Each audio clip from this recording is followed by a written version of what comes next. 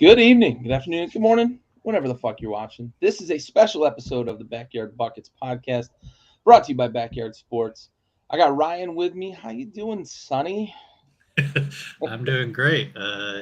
As I stated in the last pod, this is probably my favorite thing, team building. So I'm super excited to hate both of y'all's picks.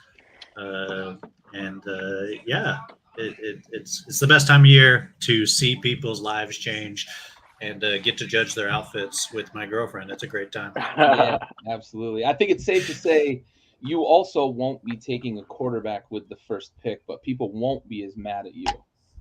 I'm considering it. Johnny Manziel, 1-1.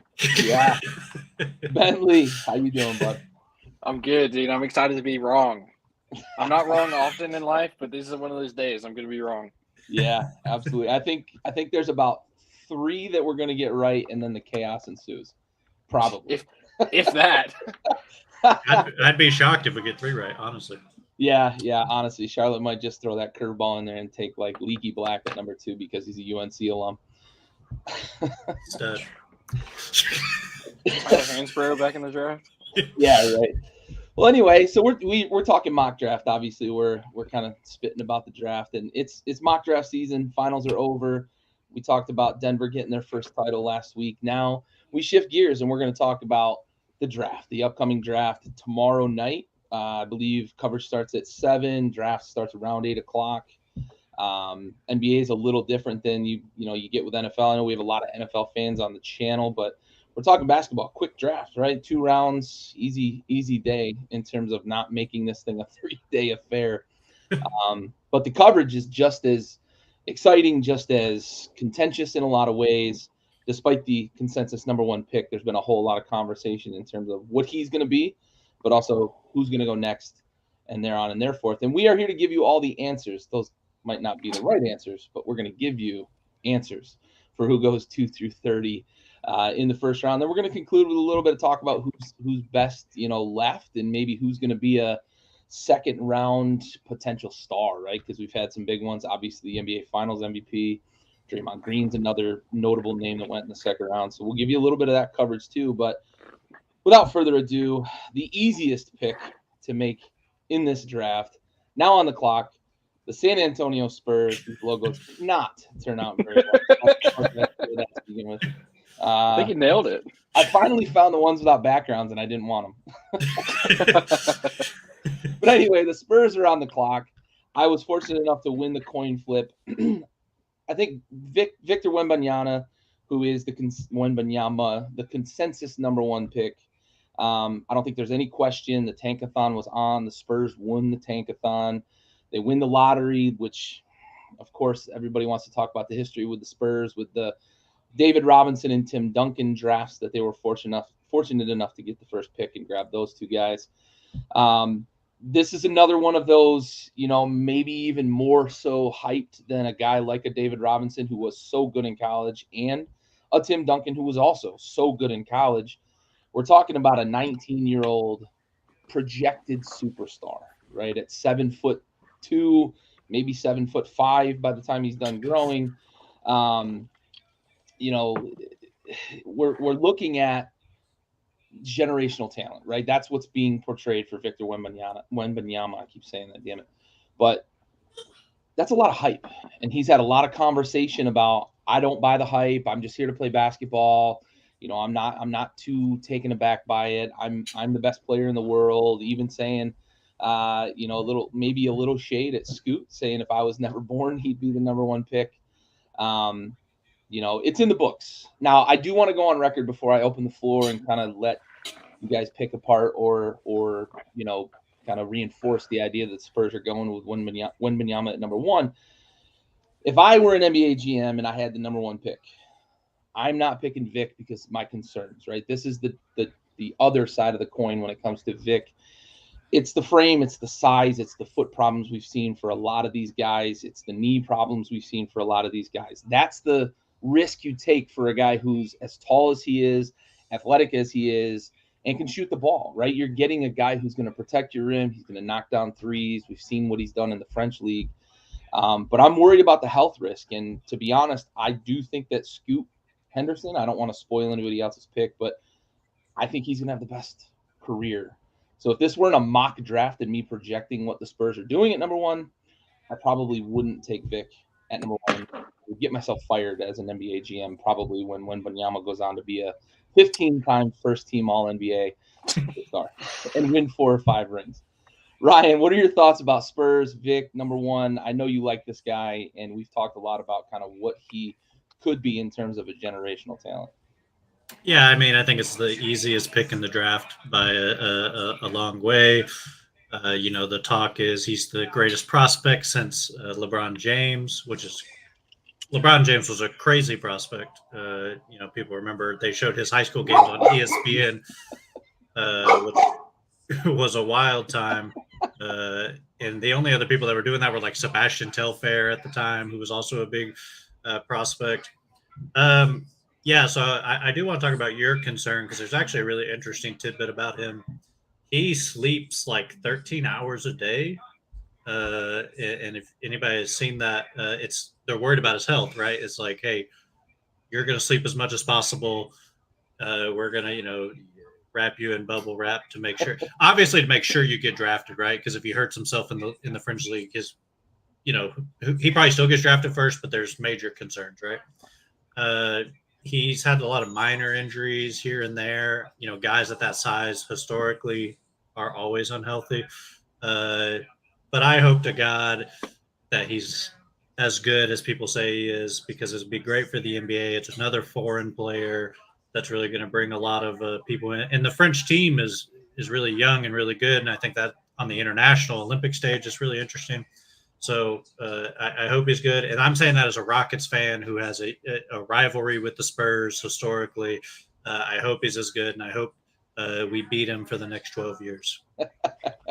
Yeah, that's a great point, right? We can talk about health concerns all we want, but having that guy in the league, especially as you look at like LeBron's career is coming, close to, we're getting to that point, right? We're not going to have LeBron in the league anymore here in the next probably 3 to 5 years, at least as a player, right? He'll probably still be involved. But yeah, I agree. We want Vic to be great. I am super concerned in terms of frame and build and how that's going to hold up over the course of an 82-game season, especially with the extended minutes, potentially playoffs, right? I know the Spurs historically have been really good with their medical teams in terms of kind of they were kind of the pioneers, right, of the rest your stars and protect them for the playoffs. So I think he's in the right environment if we're talking about a team that could take care of his health. Bentley, Vic, talk to me. What do you think, bud? So Vic is going to be a good NBA player.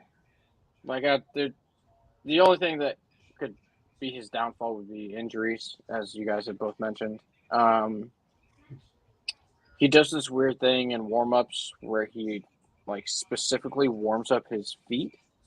He gets them all stretched out and stuff because, as historically big men have foot problems, right? There's a lot of weight to be carrying around. Now he's slighter in frame than some historically larger players in the NBA, but that being said, you're 7'5", that's a lot of weight to carry around on 2 feet, right?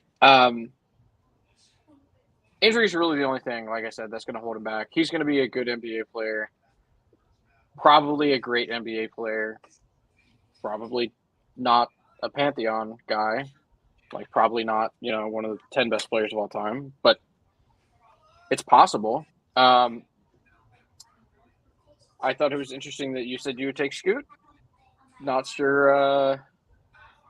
Okay. I would disagree with that. Vic would be my 1-1. Because how do you not? I mean, even from a non-basketball perspective, that's money, dude. You get to market this guy for the next minimum 4 years. In a smaller market where they love foreign players. How do you not take the guy? He's money in the bank. He's probably going to be a great player. To me, it's a no-brainer. You know how I don't? Because it's not my career. No, look, you're fair points, right? You're absolutely right? The marketing perspective, the fact that he feels and looks and seems, and everybody talks about him being, the unicorn, right?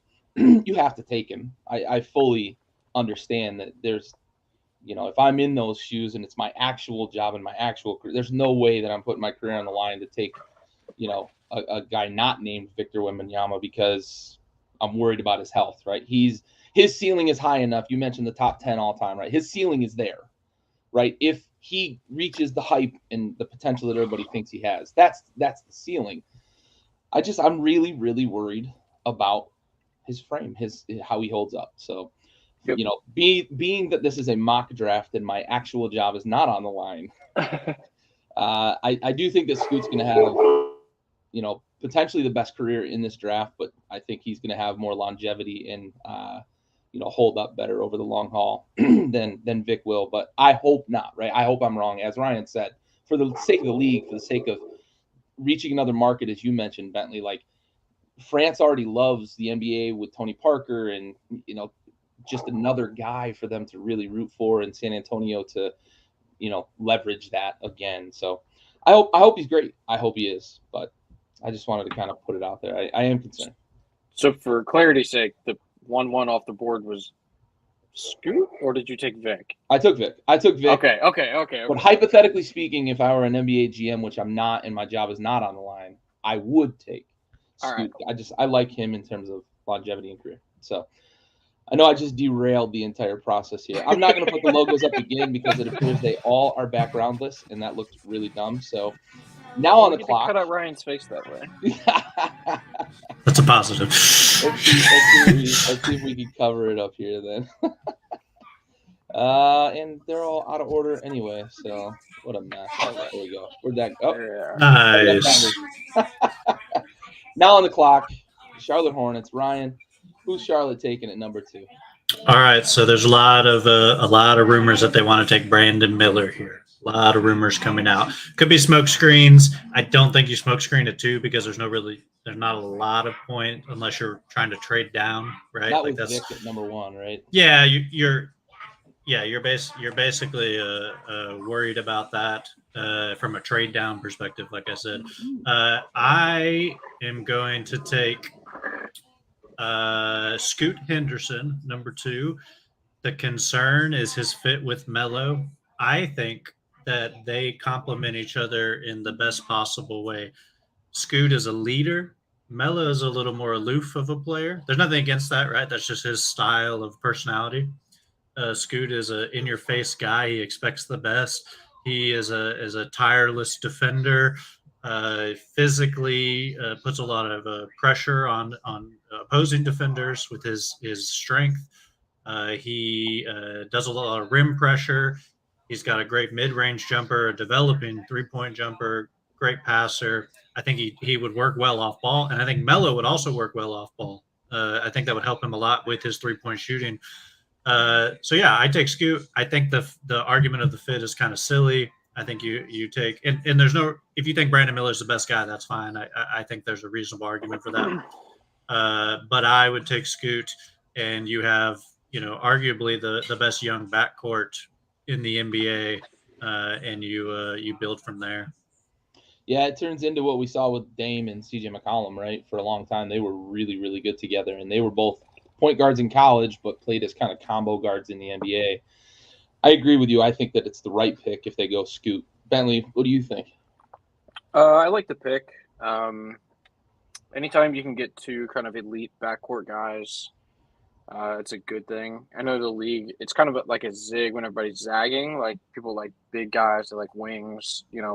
We may be seeing Jokic usher in an era of skilled big men here. But zigging when everyone else is zagging, not necessarily a bad thing. Like I said, two elite guys in the backcourt, like it's tough to slow down. And you'd mentioned, like, whenever Dame and CJ were there together, they were a good team. They weren't a great team. They were a good team. So if you can kind of replicate that through the draft, and then pair Scoot with Shaedon Sharpe going forward, I think that's huge for them, because Shaedon Sharpe, I not to put the cart before the horse, but I think he's going to be a really good NBA player. And if you can put him and Scoot together, I think that would be incredible for Portland. That being said, Scoot is not big. He probably should be a middle linebacker somewhere, but or like a running back. But he plays hard. He's a ferocious attacker when going to the rim. You get him going downhill. He's like a bowling ball. It takes a lot to stop him. And I should have mentioned this in the Vic section, but when they played that exhibition in Vegas, everybody was there to see Vic, and Scoot said, "Fuck that, you're all Vic here to wasn't see the me best too." player on that floor. Yeah, Scoot said, "I'm here too," but Yep. And you just like that mentality from a player. Absolutely. You know, he's not going to back down from anyone. He's not being scared of anybody. So Yep. I think it's a good pick. I like Scoot there. I have no issues. Yeah, for sure. And I said he was going to Portland. I meant to say Charlotte. Yeah. Sorry. I'm looking at my big. We were board. talking about Portland. For a Yeah, minute. sorry. I got it all twisted. Pairing LaMelo and Scoot together is similar to what Dame and CJ did. Melo is bigger and can be better off ball than what Dame is. But yeah, as I said, it came out of my mouth and I was like, oh, that's incorrect. But the point still stands. You get two elite backcourt guys together. Good things are going to happen. Yeah, for sure. And I like what Ryan kind of said first, and you reinforced a little bit. I think Melo off the ball has potential to be better than he is when you just put the ball in his hands on every play up the floor.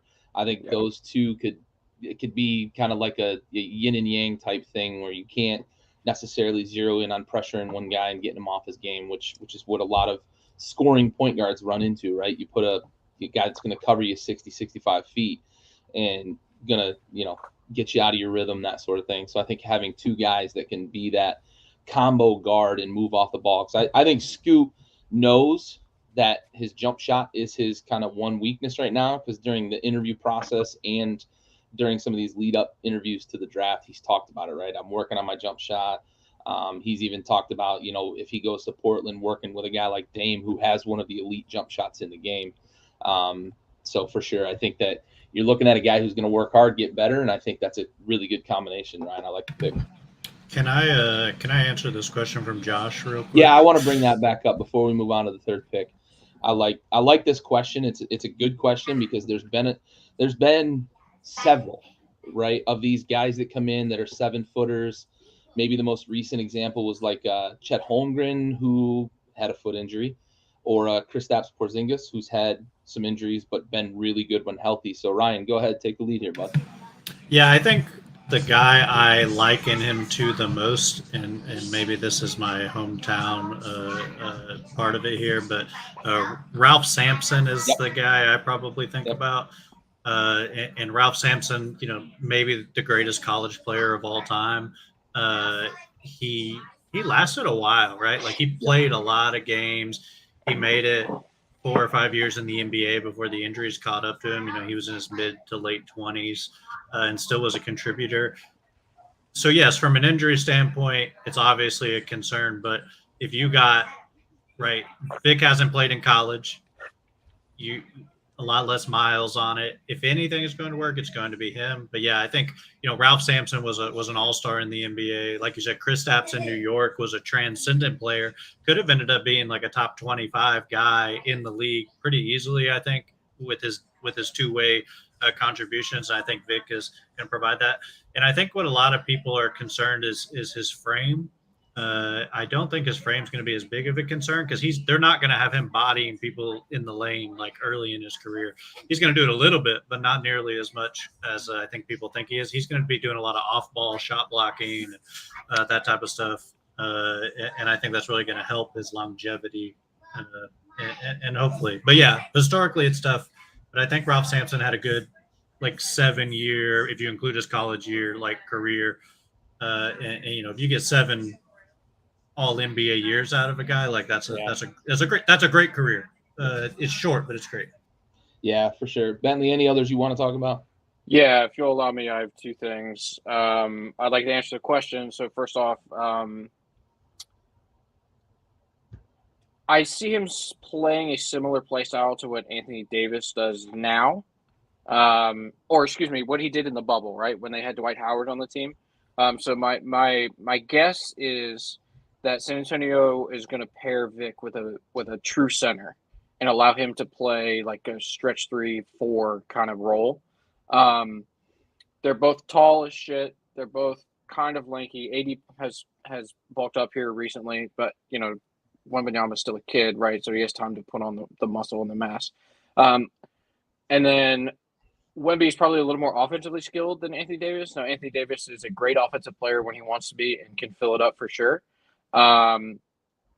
However, I see their defensive prowess being very similar. Wemby may be better. Only time will tell. But the best comparison that I can give him personally from just watching him play is like an Anthony Davis role, just given what I envision him doing on the court. Thing number 2, I'd like to readdress the Charlotte pick because I put Scoot in Portland. There are some similarities. I mentioned Shaedon Sharpe. They have Bridges in Charlotte who can, they're different players, but they play the same position, right? They're both pretty young. Shaedon much younger, but if you pair Scoot with Bridges going forward, that can be a good combo as well as with LaMelo. And there's also a specific player in Charlotte who's very near and dear to my heart, and I'm sure that Ryan knows who I'm talking about. So that's punishing screens, big lob threat around the rim, defensive stopper, none other than Mark Williams. The dude, the two-man game. Kai Jones, yeah. The two-man game that they could play with Mark Williams, who came on really strong late in the season last year for Charlotte and was a stud in college.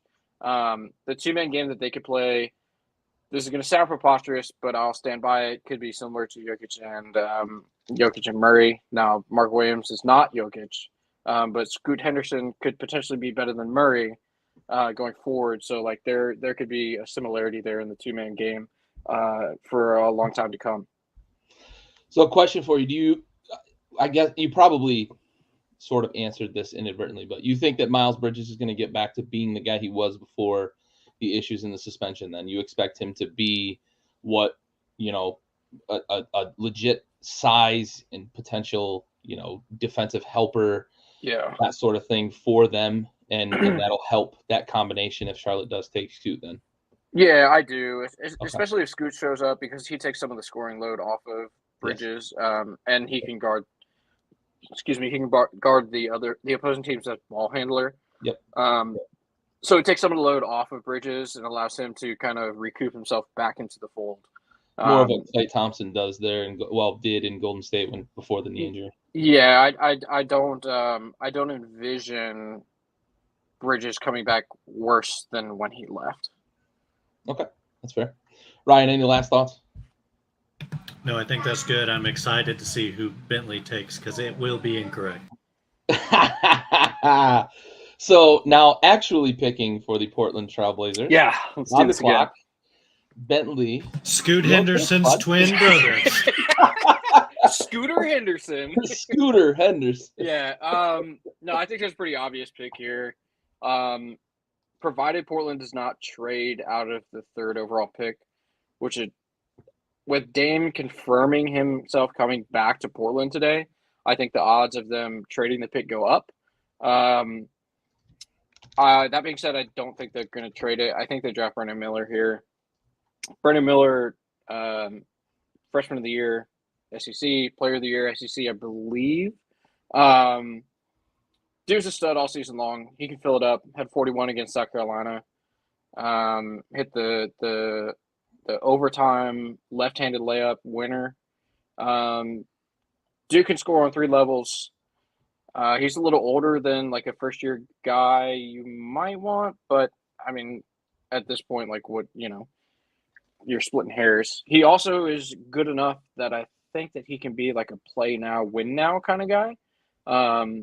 Because they're not going to ask him to initiate all of the offense, right? Like at Alabama, the offense ran through him, right? There were times where he wasn't the best player on the court. They have some other really good guys that, one may come up later in this draft, actually. But he was the focal point of that offense. When he goes to Portland, if he goes to Portland, he will not be the focal point of the offense. He will be an addition to the offense. That could potentially be a detriment. We don't know how he plays well, like, off the ball all the time. But like I said, he's a 3-level scorer. He can knock it down. He can fill it up. The dude can flat out score the ball.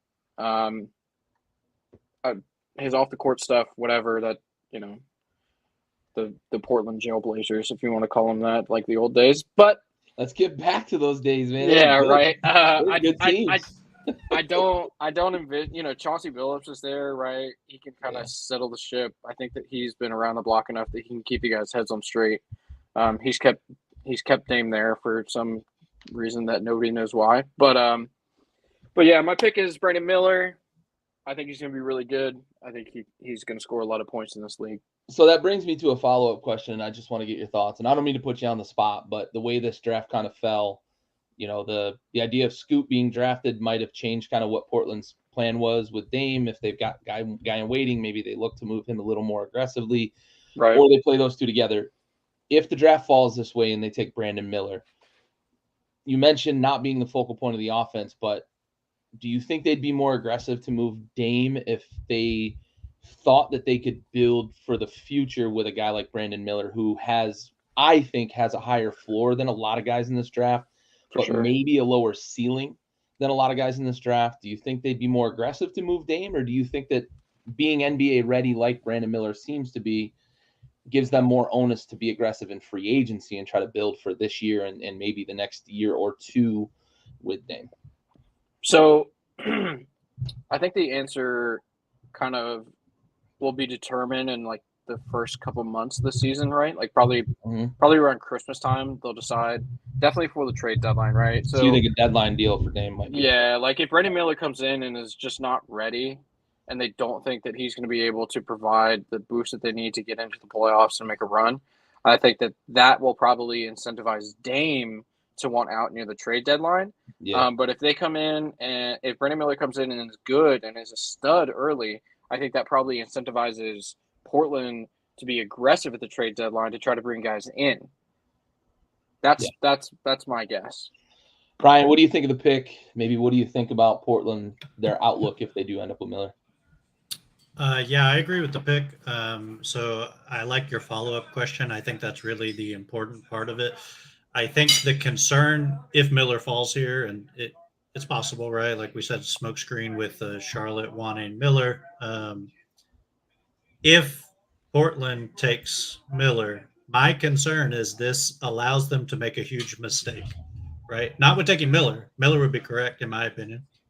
The mistake is thinking they will now be good enough to do anything. That is the mistake that because Miller is probably going to contribute at a league average to probably slightly below average, because rookies don't move the needle very much just in general. Even an older rookie like him, he's like 30 or whatever. Like the oldest. Buffkin is younger than him and did 2 years in college. So right. There's a lot of guys younger than him that were classes above him. He's 20, by the way. Yeah, no, I know. He's a fucking elder statesman. So for a freshman he is. The expectation, right, is we draft him. It's like, oh, he's going to contribute at the 4 and the 3 right away. He's going to be perfect with Dame. They should not be thinking that at all. They should be like, this is the piece we start the rebuild with, and we need to move off Dame, because you're not winning a championship with Brandon Miller. That's not. You're not. If they got Victor, they're not winning a championship with Victor and Dame. In my opinion, that's just not going to happen. It's not like back in the day where guys had 4 years in college. You got him, and it's like that's kind of an established guy. He's close to his peak. And Brandon Miller is not close to his peak. It's the timing is terrible. He'll be in his peak when Dame is 36. Dame is already a terrible defender. He'll be even worse by then. It allows the opportunity for them to make a terrible mistake from a team building perspective, and that is my concern because of the high floor that you said, Gary. Yep. It allows them to make that mistake. Yep. Good. All right. Well, moving on to maybe the most scrutinized pick of the round here, because we have a resident Houston Rockets fan who didn't end up with the Houston Rockets as their pick. I put in a little extra work when it came to this pick because I knew I was going to be under the microscope. So thank you, Ryan, for making me do a little more homework on the 4th pick in the draft. Plus, I had it easy with the 1st pick, right? It was already done for me. So I considered a lot of things, right, with Houston, like what fits what they seem to be building there. right? The last couple years, they've really filled up the guard position, whether it's via trade or via the draft. I think they've got their backcourt figured out. So I started to look, what's the best roster building pick at number 4? I wanted a guy who could be like a guard 3-4, maybe even 5 in smaller lineups, that sort of thing. A guy who could bring some juice on the defensive end, but also really could put the ball in the basket. I considered possibly, right, the French second phenom, Koulibaly. I think that he's got a pretty high ceiling, but I can't take him at 4. I just can't. I think he's more of a, later in the lottery pick, probably top 10. I really, really like the guy I did end up settling on, though. I considered Jarace Walker out of Houston. He played right down the road. Would be a pretty good pick there. I think he's got some of that juice that they need. But I really, really like Taylor Hendricks out of Central Florida. I like his size. I like his wingspan. I like the fact that he can score the ball. I also like the fact that he can guard across the board. I think he can guard 1 through 5, probably maybe not 5 against bigger lineups, but I like that he can take a lot of pressure off those guards that they have that can score, right? Houston's problem isn't, they don't need another guy that can shoot the lights out of the building or score 25 a night. They need a guy who's going to give them 15 to 18, 8 to 10 boards maybe, and be able to shut down somebody defensively and help take some pressure off those guards. So Taylor Hendricks is my pick. I love the size, the versatility, and that's why I settled on him for Houston. Ryan, I didn't get a negative reaction right away. What do you think, bud? Yeah, so that would not be my pick. I had him at a 7 on my board. I could see that being the pick. I don't think that's like out of the realm of possibility. My concern with the pick is he's a little redundant with Jabari Smith Jr. I actually think they have very similar play styles. They're both kind of a stretch 4, off ball, rim protector. They're, guard the perimeter, like you said. Now, you can never have too many of those guys. I mean, if you could build like 4 guys and like a guard, you'd probably be pretty happy. Like that's like what the Clippers basically do, right? When Zubac is not on the floor. It would not be my pick, but I don't think it's terrible. I think he could easily end up being a top 5 guy in this draft. And, you get that at 4, you're happy. The other concern I have, and it again is about Jabari Smith, I think when you're in the situation Houston is, they've been the worst team in the league, if not the worst team, but the second worst team in the league for 3 years. You're really lowering your ceiling with Taylor Hendricks, right? That's my concern, right? I think you have to swing because unless Jalen Green develops into this phenomenal scorer, which maybe he does, Jabari Smith Jr. and Taylor Hendricks probably aren't the guys. You have 2 Chris Middletons. You have to have the Giannis to put with that guy, right? Maybe there's no Giannis available. He's pretty good, I've heard. But yeah, in the middle of the draft, though. Right, yeah, and maybe pick 20. That's who they get. But, yeah, right. Maybe where you're supposed to take Taylor Hendricks is where you get the Giannis. Yeah. I don't hate it. I don't think it's I would give that like a B- probably would be my grade just off the draft pick. But yeah, I don't think it's terrible. It could be a lot. It could have been a lot. Who would you take it for then? I would take Amen Thompson. He would be at the top of my board, and I hate that because if you gave that guy a gun and we're like, shoot at this barn, he'd miss every shot. It's bad. The form is bad. Everything is bad about that guy. I'll save that for when he gets picked, but that's who I would pick just because I think they would have the most athletic backcourt probably in the NBA at that point. And that's so from a roster composition perspective, though, your concern is that Jalen Green might not become that elite scorer. So you go draft another guy who's definitely not going to be an elite scorer. Well, I mean, what are you hoping to get out of Amen Thompson? Probably like Russell Westbrook, like a 6'6" Russell Westbrook. That's what you're hoping for. If you get a 6'6", I mean, obviously that's a ceiling, right? that's what you're hoping for. I think that is a winning player if you build around him. Jabari Smith Jr. makes sense with him. Jalen Green, I think, actually kind of fits with him because of his scoring ability, right? Because Amen's issue is going to be people are just going to play off of him, go under every screen, all that stuff, right? I think you just have to take who you think is best available, and I think that guy is the best available. The other concern is the other Scoot is there, Kevin Porter Jr., right? And you talked about the guard. I think Kevin Porter Jr. is a very good player. I do too. That's why I wasn't going to draft the guard. Right, and I think that's a fair reason, right? He's a little bit of a head case, and I think he might get a little upset. I think he's a great player, though. But yeah, he's a guy who could give you like 16, 6, and 5 probably for years, and understandable. But he's probably better as like a 6-man or as a 3, like he was in Cleveland. You could play all 3 of them together, I think, in some lineups. So that's where I would go, but I don't think it's a terrible pick.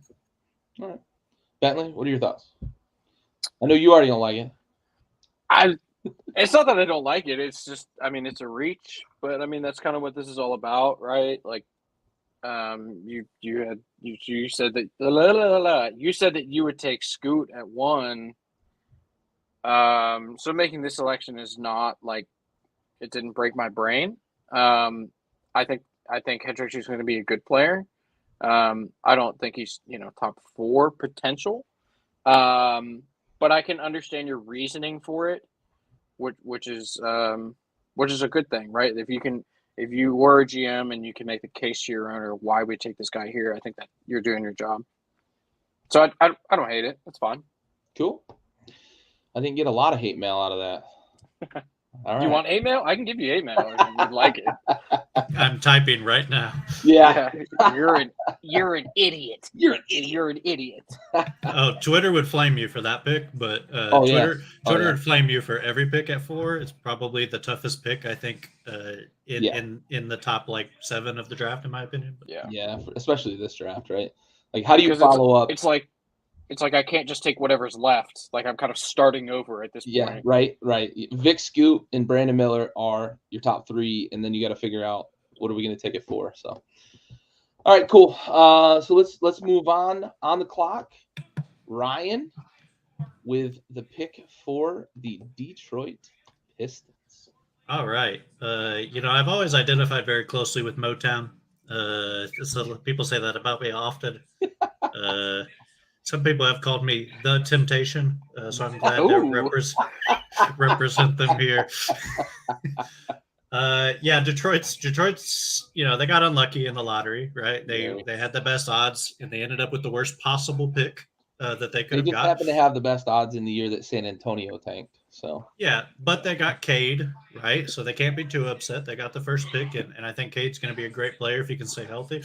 I think they have their guards figured out with Jaden Ivey. So Amen doesn't make a lot of sense here to me. I don't think you can take him here. I think there's 2 picks that make a lot of sense to me. And I'm going to take the guy I have higher on the board. I'm going to take Jarace Walker here, who I have second on my board currently of the players left, not second overall. And I think he matches really well with what Detroit's trying to do. I think the physicality their front court will be incredibly young with Jalen Duren and incredibly athletic. Jalen Duren is a massively muscular guy. So is Jarace Walker. They both kind of look like bodybuilders playing basketball. I think they're going to be tough defensively when they develop. I think Jarace Walker is a lot better passer than people give him credit for. I think he's really good in the short roll. I think he's going to show some playmaking that they didn't let him have at Houston, right? And I think the other thing about him is he went to a team where he knew he was not going to be the star, right? Like he's a top recruit. He was a top 5 to 7 high school player. He went to Houston knowing they were not going to showcase him, right? That was a team that wanted to win the national championship. I think that says a lot about him. And I think there's a lot that wasn't shown because of that. And I think he has a lot of skills that you didn't see very much in college. I think the shot will develop. And I think he'll be great in Detroit. And that front court will be scary. I like that pick. I said I considered him at 4. I really like what he brings to the table. You mentioned his size, his versatility. I think he's a guy in smaller lineups can play the 5 for you and not be a liability. So I like that pick. And I think Detroit needs a guy like that, right? They need a guy with some toughness, leadership. I think that you mentioned he wanted to go win a national championship. That says a lot about his mentality, right? He wants to win. He's not a guy who's going to be chasing stats or anything like that. So I like that pick. I do. They need Cade to stay healthy so bad, though. Bentley, what do you think about that fifth, Jarace Walker? I really like the pick, actually. I think that they have a lot of players in place, like a lot of building blocks in place in Detroit already, and adding a guy who was probably the best player on his team in college. Some of that had to do with injury luck, but regardless, he was a stud in college. I think he would be really good in Detroit, and I like that you mentioned his mentality of choosing to go to Houston. I think he's a winning player, and if you're not getting, I don't think he's a blue chip draft pick, but I think that if you're not getting like a knockdown blue chip prospect in the draft, you draft guys with attributes and mentality, right? And he has the correct mentality to go to a place where they are. My guess is they're going to try to win this coming year. I don't think they're going to sit back and tank again. So I really like the fit there in Detroit. Excellent. All right, now on the clock, Bentley, you're picking for Orlando, bud. Yeah. So Orlando has the best player in the NBA in Paolo Banchero. So we're just really looking for someone without telling me you're a Duke fan. So we're really just looking for someone to play alongside and feed him the ball, right? I had two guys that I really, really like here for them. And again, I'm making this pick without knowing if trades are going to happen, right? So they have 6 and 11. Orlando does. There could be a move. We don't know. I'm making this pick out of the roster that they have currently going forward, right? I watched a lot of college basketball last year, specifically 3 teams, which I thought was very strange, right? So the 3 teams I watched the most were Duke, Arkansas, and Indiana. I don't know why that happened. That's just kind of how it happened, right? So I saw a lot of this guy. I think I watched every game of the Maui Invitational. Saw this kid a lot. He's big, he's fast, he makes lightning quick decisions on the court. His name is Anthony Black. The dude's a stud. He can fill it up. He can distribute. And when he wants to, he can play defense because he's huge, right? He's going to be, I think he's 6'7", I believe is the measurement I have him at. I really like Anthony Black. I don't have, we had a lot of technical difficulties on my side this week, as you guys know. So I don't have super in-depth analysis about him. But it's like I told Ryan yesterday. I watch a lot of college basketball, as does Ryan, but we watch it through 2 different lenses. I watch it as a college basketball guy. Ryan watches it as an NBA guy, right? Like, so he watches for potential and stuff. I watch how they, like, is this a good college basketball player? Anthony Black was an incredible college basketball player, and he played alongside for some of the year with Nick Smith, right? Who was projected to be a better player than him, had some injury issues, ended up playing at the back end of the year. But Anthony Black, by that point, was already a better player than he was on that team. So at that size, with his elite decision-making on the court, he can be a little loose, but his decision-making is lightning fast and oftentimes is the right decision. I think that plugging him in there with Wagner and Banchero is kind of a no-brainer. Now you have Suggs and Fultz, obviously, right? But again, there could be trades. Things could happen. Suggs may not be on the roster. Regardless, if you put Anthony Black on that team, it increases the size of the backcourt. Marco Fultz is already a pretty big point guard, and he's very good. Anthony Black is just a plus. He's an addition to that roster, and I think he makes them better all around. Yeah, I hate that pick only because I was about to take him next for the Pacers, so now I got to fucking change my entire pick. I'm so sorry. Hey, I like guard? him. Yeah, right. I like him though. Great player. My biggest thing is with the Pacers, why I was going to take him next is because TJ McConnell's on the way out. I thought he could kind of fill that role for them. long term. And if that's what they get out of the, 7th pick in the draft, I think they'd be happy with that. But I like that pick. I think Orlando needs a guy like that as well, especially since I think they've found kind of their face of the franchise, their eventual, hopefully, right, superstar, as you said, the best player in the league in Paolo Banchero. I like pairing him with a guy like Anthony Black because he's a really good distributor of the ball. And if you can get his best effort on defense, I think he can be a good defender because you said he's got the size, right? He's big enough to be a good defender. Ryan, what are your thoughts on this pick? As Bentley said, I watch through an NBA lens, and I like the pick. That's what I'll start out by saying. I also want to give a shout out to Anthony Black's high school, Duncanville High School, right outside of Dallas, Texas, which crushed my high school in 2008 by about 45 points in a tournament, and they continue to do that to this day. Blue bloods come out of that high school. And Ron Holland, who is now with the G League Ignite for next year, also went to that high school and could be the first pick in next year's draft. So the pedigree's there. Yeah. I mean, they had 4. I think they had 6 Division I players when I was there, and it's a regular high school, not an academy. That's just people live there. A lot of rich people live there. A lot of former athletes. So great coaching there. He's got great pedigree. He went to a team up with a bunch of guys like Nick Smith. People thought Nick Smith would potentially be a top 5 pick, I think, and then dealt with injuries. I think it's surprising a lot of people would take Anthony Black here. What I will say, I'll say 2 things. One positive, that might be the longest team in the league. They would have incredible length. They would be really – it reminds me, honestly, almost like the Lakers with Lamar Odom and that team, right? Like they might be longer than them. Powell. Yeah, they might be – they're not as talented, but they might be as long. The Andrew Bynum as well during his peak. Again, those guys are not Kobe and those guys, but defensively they would be incredible. Maybe they'll run the triangle offense because they sure as hell cannot shoot. And that's a huge – when Franz Wagner is your best shooter and you take Anthony Black, Franz Wagner is still your best shooter. And that's the critique of Anthony Black, right? That's his swing skill. Yep. If he's an all-star, he shoots. Yep. If he's a contributor, he doesn't shoot. But I think his defense translates. I think his passing translates. I think he's an NBA player. I think it's a good pick. I have one guy at the same position over him. I think most people probably know who that is. Wouldn't be where I would go, but I like it from a fit perspective. I think it matches up with what Orlando likes. Yep. Quick aside. Go ahead.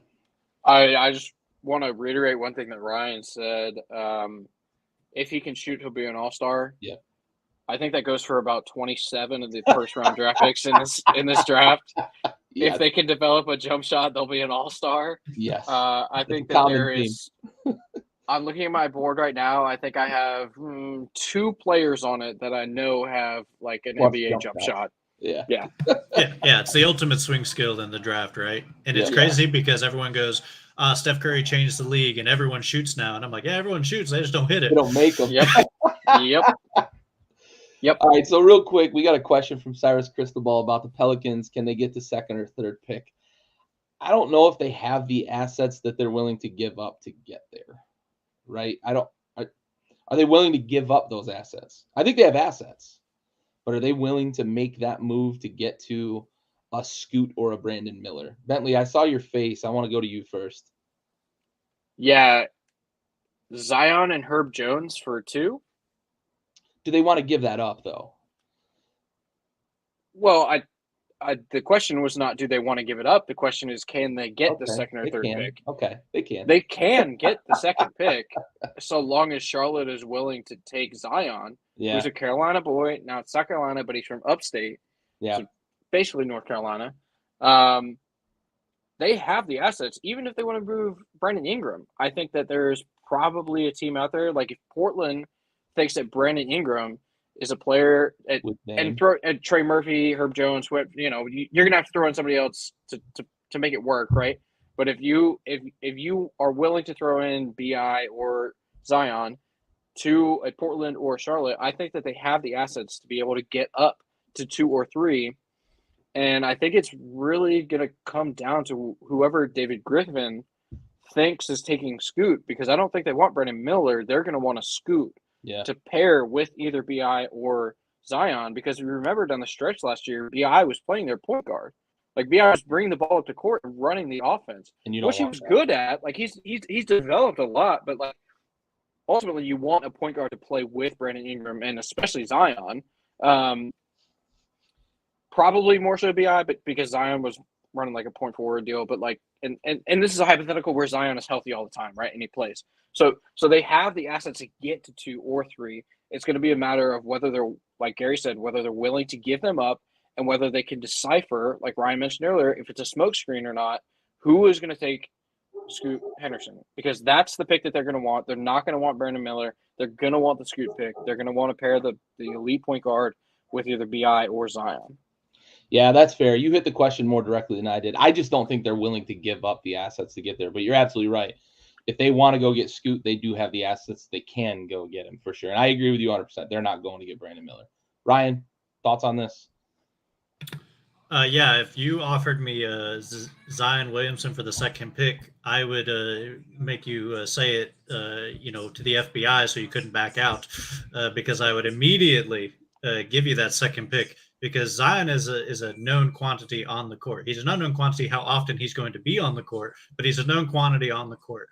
And New Orleans would be crazy to do that, in my opinion. I don't think it makes sense. I think on paper, New Orleans is one of the best teams in the league. When healthy, they just got to play together. I think it's a mistake to try to blow it up this early. Your guy, CJ McCollum's really the only guy that's like out of the age range that makes sense for their team. And he's not yet out of it. It's just like, if in 4 years or is at their peak, he's probably not like around. But currently, if that team made it to the finals, it would not shock me as they're currently constructed. Not at all. Trey Murphy. They were the 1 seed in the West in January. Yeah. Trey Murphy III is one of the best role players in the entire NBA. I mean, he's like a 40, 50, 90 guy that no one talks about. Herb Jones, another guy. I mean, they're like 9 deep NBA talents. They're just young, and Zion doesn't play. Yeah, I mean, I think it would be malpractice to trade. I think Charlotte would be malpractice not to take Zion Williamson for the second pick, because you know what you're getting. You've seen him on the NBA floor. You have no idea what you're getting with anybody else. Yeah, for sure. And speaking of FBI, you probably hire former FBI agent to tail him all the time and keep him out of McDonald's if you're trading for him. Yeah. The food's not as good, so you'll be fine. That's fair. New Orleans barbecue. Ugh. Yeah. Yeah, all right. That's what I'm eating in New Orleans is barbecue. Yeah. Not good. All right. So moving on to the 7th pick, and I already, let y'all know that Bentley took my pick, but I did have another position that I considered. So I've got a couple guys here that I think Indiana could make use of on their roster. I think they're looking for initially, I think they're looking for a point guard that's going to be kind of the future of maybe their first off the bench, possibly even sneak into getting some, starters minutes, maybe in a 2 point guard offense. But moving to looking for like a swing forward was the other position I think Indiana really needs. 2 guys here that I still have on my board that I think have really good upside. One I think is a little more NBA ready now, that might not have as big a ceiling, and then the other I think international player, I already mentioned him once, has a really high ceiling, and that's Billy Coulibaly.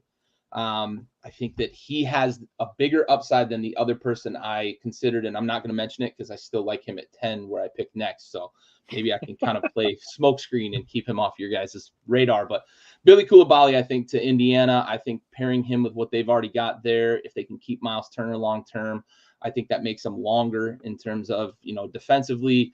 Both are kind of liabilities, but that length can offset some of that in terms of their ability to defend either on ball or off ball. I think Miles Turner is a good off ball help guy. But offensively, I think what you could potentially get from Coulibaly, we saw it a little bit. I mentioned it before we jumped on here that it's wild that Metro 92 has, likely 2 lottery picks in the NBA. And they were in the finals of their league, but they didn't win their league. And then we talked about they're playing against grown men. So while I consider another prospect at the swing forward position a little more pro ready, I do think that the exposure that Billy got in the French league is going to help him in terms of being maybe quicker to get up to speed and maybe quicker to grasp the NBA game, especially as much international flavor as there is in the NBA game now, in terms of the way the game is played. A lot more shooting, a lot more spread the floor, a lot less clog the lane and worry about a guy's frame, that sort of thing. So I'm going with Coulibaly here at 7 for Indiana. I think if you can get a guy with that kind of upside, if he realizes it and you get that at 7, that's a real big win, in my opinion. Ryan, going to go to you first this time. What are your thoughts? Yeah, he's really weird because he has continued to play while everyone else hasn't. And I think in the draft verse, like the Spider Verse, but the draft verse on Twitter, he's become popular because you get more tape of him, right? You get to watch him. It's like, well, no one else is playing. I mean, not even the NBA is not playing at all. Like, you have no one to watch. And that is what makes it tough, right? Because you go, wow, I see it. I see everything you're talking about. Obviously, shooting's a concern, just like we talked about with a lot of other guys. But his versatility, his ability to rebound, defend multiple positions. He's a little thin, but he's probably going to play the wing, so it's not that big of a deal right now. He could go 7 and he could go 28, and I would be like, yeah, I get it. Like, I don't know. I have no idea. And I've watched the Metropolitan 92s play, and there's times I didn't notice he was there. But that doesn't mean he's bad, right? Like, he defends a lot of times their best players. And in the French league, you're defending, like you said, professionals. These are guys who played Division I, they went through the ranks of the French league. These are legit guys. So I think that would be a great pick for Indiana. I think my only issue is there's one guy at that position I like more. Probably the guy you're thinking of. But again, this would not shock me if he ended up here. And I would not be upset. And it's just, I worry that the hype is based off recency and not actually body of work. Yeah, that's fair. Bentley, what are your thoughts? Terrible pick. Just awful. You really buffooned this one. No, Ryan nailed it. He could go 7 or 25. Like, the dude, you're drafting a foreign prospect. Like, is he going to be Giannis, or is he going to be, some other non-Giannis? Yeah, Darko. The Ringer has him comp to OG Anunoby, who was on the market last year for 3 first-round draft picks. I appreciate the comp. I think it's probably fairly accurate because his wingspan is like 7'2", and he stands at 6'7". Ryan also said he's pretty slender, which is a true statement. But he's young, and we can say the same thing about Vic. He has time to grow into his body. He probably will be a defensive stud. He probably will get traded for a few first-round draft picks at some point in his career. So I can't argue with that pick. I mean, Indiana needs help kind of everywhere except for point guard. So I think it's a fair pick. All right. Well, moving on. Now on the clock, Ryan drafting for the Washington Wizards, with a couple of Wizards fans in the building. Yeah, I mean, you got my Houston pick. I get to draft for the Wizards. Now, the Wizards have ended up with the perfect situation here. They have like 4 guys I would take here. One guy, I think, has fallen from the atmosphere into Washington, and they'd probably be trying to trade up, I think, in this situation. If this got to like 6, I'm going to take Amen Thompson here. I think it's a great player for their very likely heavy rebuild they're doing. I think him and Avdia and these other guys will at least make the team watchable from a physicality standpoint. Not from Denny, but from Amen. But the playmaking will be there. They'll be great in the open floor. They'll be really interesting to watch from that perspective. They'll be god awful. They might be the worst team in the league. Like, without Kuzma, they probably are. They probably are with Kuzma. Crazily enough, they lost their 2 best players by a mile, I feel like. So you take the best available here. You take Amen Thompson, and you hope he becomes like a below average 3-point shooter, because I think that's his ceiling is like 33%. Like if he hits 1 out of 3, you're super happy. He still is a concern in the playoffs, but Washington's not making the playoffs anytime soon, so let's not worry about that till we get there. Bentley, what are your thoughts? I'm excited to draft future Turkish League MVP Amen Thompson at what are we at 8 overall. Yeah, I mean, I'm not shocked because it's the three of us doing this draft, but if Amen Thompson makes it to 8 overall, I would be shocked tomorrow. The dude's a freak. There would be a lot of playmaking on the court. Washington would probably pass the ball like 8 times, and then Corey Kispert would take a 3-pointer. I think that would be our entire offense next year, provided that Kuzma is not there, because the way today is going, I doubt that he will be. He's raw. He's 20. You take the talent. You hope that he develops to be 6'6" Russell Westbrook, as he said earlier. I don't like it. I'm not a fan of the Thompson brothers.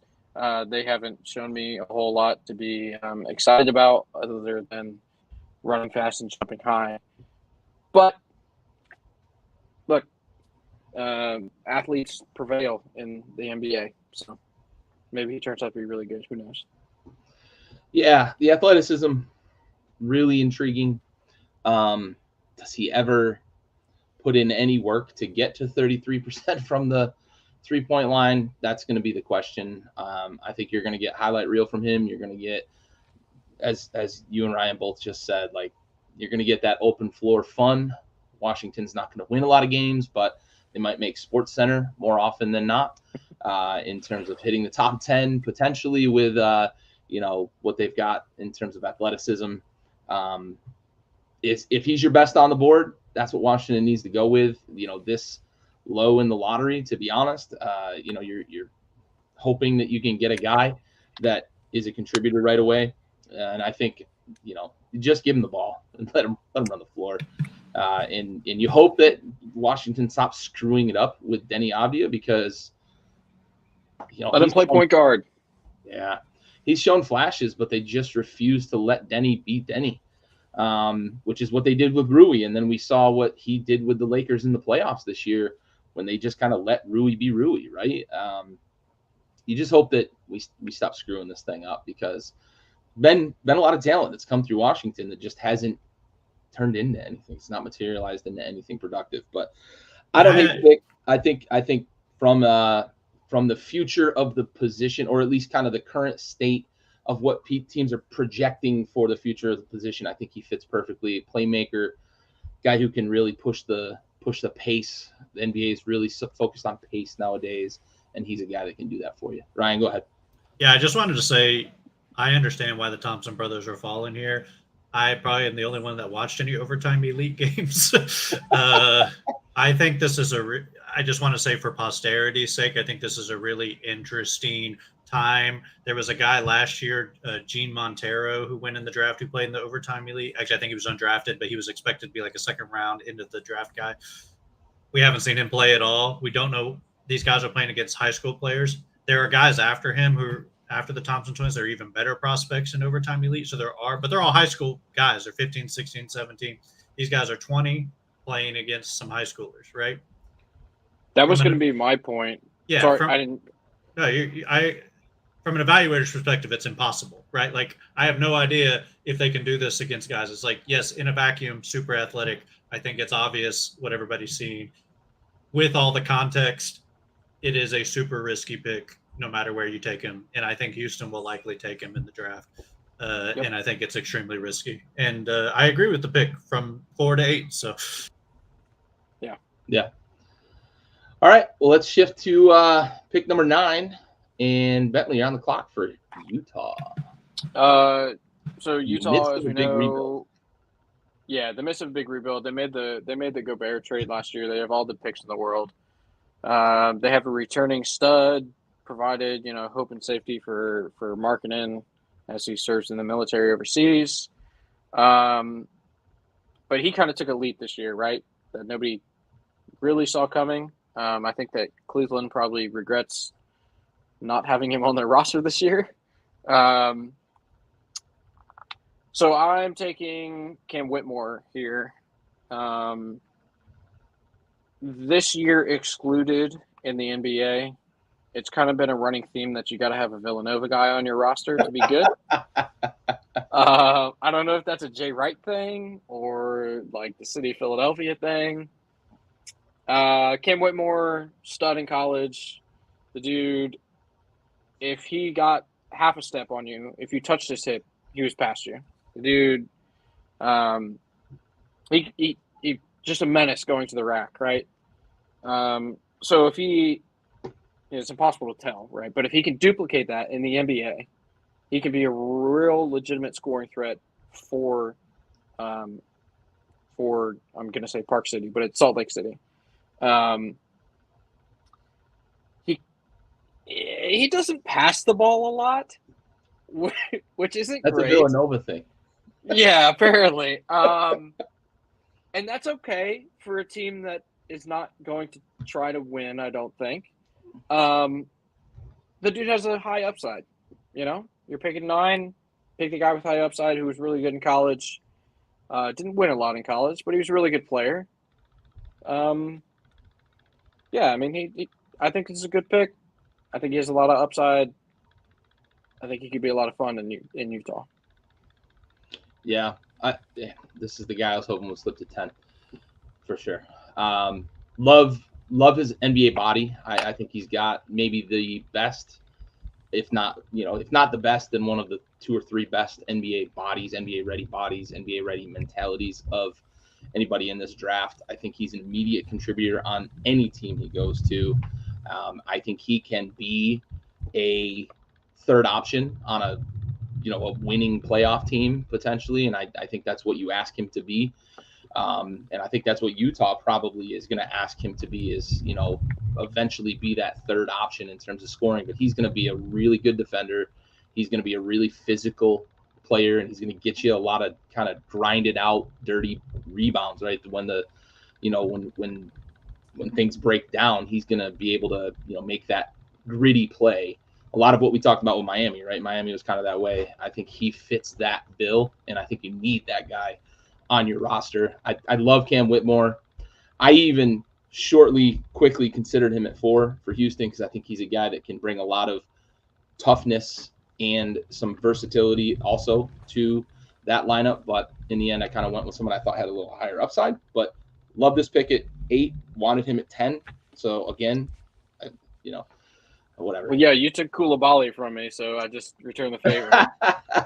Yeah. Ryan, what are your thoughts on this pick? I see you nod your head a little bit. I assume you kind of agree with some of what Bentley said. Yeah, I think if Utah got this pick, they'd be super happy. I'd give this an A+ to Bentley, which I've never given him in my life. Hey, let's go. He's got a 1.0 GPA at my university, so he needs it. Yeah, I think I just want to address the criticisms of not being able to pass. That Villanova team wasn't very good. I think that kind of limited some of the playmaking that he would normally do. I think he's a better passer. He's not going to be like some transcendent guy, but I think he's a better passer than people are giving him credit. I love the pick. I think he's one of the guys that can shoot. On Bentley's list of people, he might have been on there, but he's one of the better shooters. He's also one of the younger players in the draft. I think he's like the 3rd youngest guy in the draft. At this. So you're getting a guy who probably is going to develop quite a bit, and I think is the prototypical wing that you want, and it fits Utah really well because that position is a position of need. So getting the best available and position of need at this point is you can't ask for anything more at number 9. So I give it A+, my seal of approval. Yep, I agree 100%. I wanted him at 10 because I thought he would be the perfect fit for my next pick on the clock, the Dallas Mavericks. I'm going to apologize to everybody listening.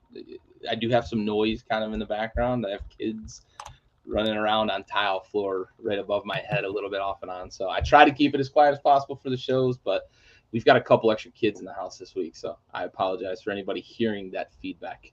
At least there's no dogs barking. I do have dogs too. They're running around Oh, chasing the God. kids that are running around on the tile floor. So it's I make, I it's make a mine go literal to sleep. zoo. What's that? I make mine go to sleep. Yeah. It's a literal zoo in my house right now. Nice. So with the 10th pick, now I've got to shift gears a little bit, but I think what Dallas really needs is athleticism. What Dallas really needs is somebody who can defend and give some scoring off the ball. The pick I'm about to make is not somebody who's going to give them a ton of scoring off the ball unless he really focuses on developing as an offensive player. But he's a guy who's going to give them a good defensive option who can take some of that pressure off of Luka. Luka doesn't defend anyway, but take more pressure off of him in terms of the defensive end, and be a guy who I think could work a bit in the screen and roll, pick and roll game with Luka and be a finisher at the rim. And if that's his offensive niche, then I think he could be a good complement offensively for them. I'm going to go with the other Thompson brother, Ausar Thompson. I think his athleticism fits that Dallas roster. I think it's positionally a need for them.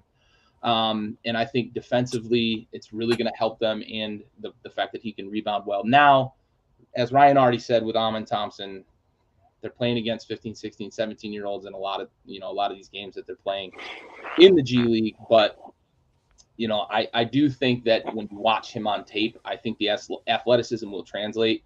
And I think that he could potentially be a better offensive option in some ways than Amen would be, but not in the same way, right? Amen's going to be on the ball, dominate the ball, and be going to the rim. I think that Ausar can be a guy that can complement what Luka brings to the table. And, I don't know how much validity there's going to be to this. It might be hype train, but I know there's been a lot of conversation about the fact that shooting form and his ability to change through the season, they think that he might turn into a shooter. So if he ever does turn into a guy that can shoot, you're looking at a guy that could contribute in a lot of ways for a Dallas Mavericks team that needs a lot. Considering they were almost a playoff team and they need a ton, that's not a good look. But that trade did not work out for them, that Kyrie trade, and they were pretty fortunate to keep this pick because they almost lost it. Bentley, what are your thoughts on Dallas here? Do you see something better for them maybe? So I thought you were going to go a different direction when you brought up the pick and roll game. I agree that he will add athleticism to that team, which is something that they severely lack, to include Luka Doncic, who plays extremely slow. I'm not sure I love the fit, but I understand why you made the pick. And I'm not criticizing the pick at all. Maybe I'm criticizing it a little bit. I don't know that I love the fit there, truthfully. Only because I view Luka in the same light that I held LeBron in when he went to Miami and then came back to Cleveland, right? Like, what is the formula? It's LeBron and shooters, right? So what's the formula in Dallas going to be, right? Is it going to be, well, what it should be, in my opinion, it should be Luka and shooters and defenders. But 3-and-D guys are, the most coveted things in the world. But Ausar Thompson, not really a shooter. Could he be a good defender? Absolutely, if you get him to buy in. So I would have preferred a player with a little more shooting capability there. But to that point, as we mentioned, all of these players in this draft, if they develop a jump shot, could be great players. There's a guy that I'm looking at on my other monitor here that I think I would have preferred to take there. But I understand why you made the pick. It's fine. I don't at 10 you're probably not drafting an all-star. You're kind of looking for a guy to contribute, and I think that Thompson could develop into a contributing player. All right. So let's move on. Number 11, Ryan, you're on the clock for Orlando's second pick of this draft. Oh, yay. Best player in the league team.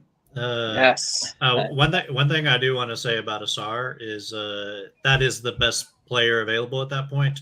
I don't think it's a bad pick. So, I just don't think Dallas will probably take best player available because of their situation.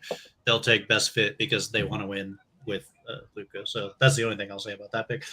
So Orlando's weird, right? They had 2 picks. I'm going to take a guy that will just make them even bigger and longer than they already were. And I'm going to take Leonard Miller from the G League Ignite, who I think is heavily underrated by a lot of players. He was one of the best players in the G League, which is professional players, guys on the fringe of the NBA.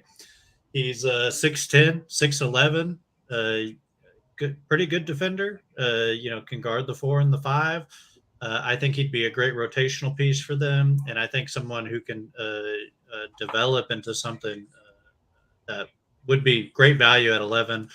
And like I said, I think a lot of people are sleeping on him because Scoot was the bigger name for the Ignite. But Leonard Miller was a possible first round pick last year when he was out of Canada. He went to like an academy in Canada.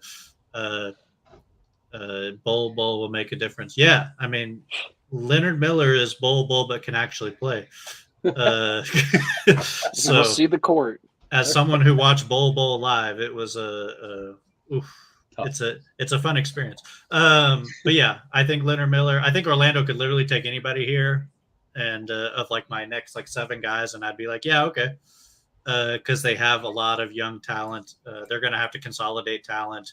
They're going to have to move on from a lot of guys that are a little older on the team. So they're really interesting. But yeah, that's where I'll go. Bentley, what do you think, bud? Again, not the player that I thought he was going to select there. I have Miller further down on my draft board. Once again, I understand the selection, not a criticism. I think that he probably has slept on the way that Ryan said. But it probably not the guy I would have gone with. But hey, this is why we do this. It's fun. Yeah, I mean, I'll admit I slept on him compared to where he went. I have him 22 on my big board. So. Yeah. But I think he's a guy like, you mentioned with, Coulibaly, like if he went at 11, I don't know that I hate the pick, but if he went at 20 or 25, I get it if he slips. Right. But yeah, he is a guy, as Ryan mentioned, that if he realizes his potential, if he realizes that upside, he could certainly be a value pick at 11, a contributor, maybe a 4th, 5th, maybe a first guy off the bench, that sort of thing. For a winning team. And I think the length, Orlando is going to be able to just like stand still and defend the entire court with the guys that they have.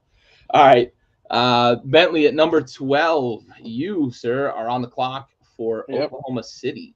Okay. So this is where I have Bilal Coulibaly, who was taken previously. So, a lot of noise has been made about Oklahoma City tanking and setting their timeline back to the left a little bit. I think that this year they're going to try to win with Chet coming back, with Shea taking that leap last year to make All-NBA.